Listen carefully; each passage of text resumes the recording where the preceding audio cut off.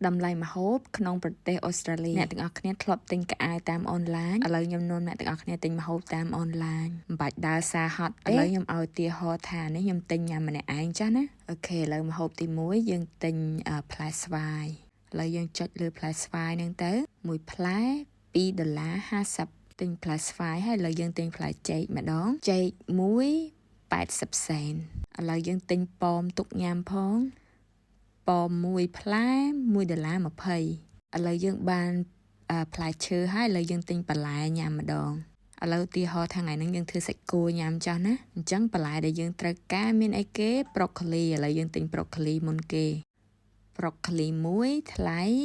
$1.95 បន្លែញ៉ាំមួយអត់កើតទេអញ្ចឹងយើងទិញមួយទៀតមកមានដលងផងមកវាឆាប់ឆ្អែតអញ្ចឹងដលងមួយ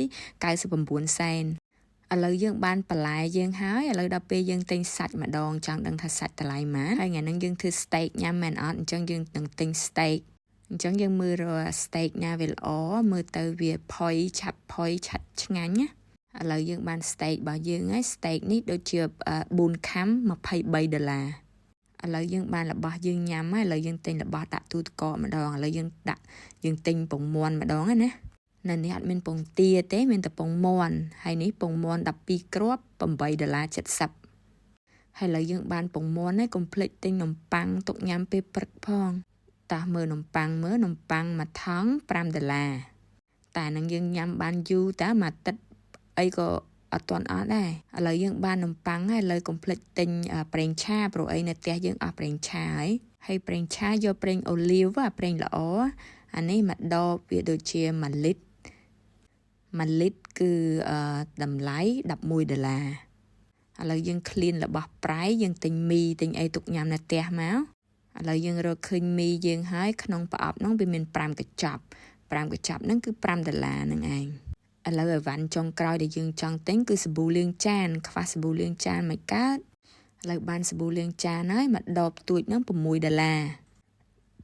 តោះឥឡូវយើងគិតលុយមើលទាំងអស់ប្រមាណឃើញអត់នោះ66.14 សេនបានរបស់ញ៉ាំsteak មួយមុខហើយបន្លែ2-3មុខដែរហើយបានមីបានអី